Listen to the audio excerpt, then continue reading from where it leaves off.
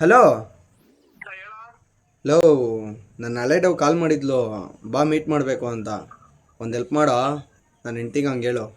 Help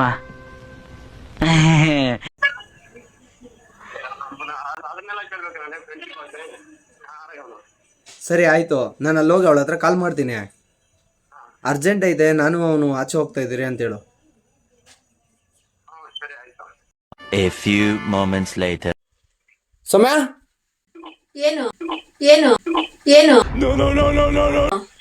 Suman phone ಮಾಡೋಣ. ಹೇಳು ಸುಮನ್.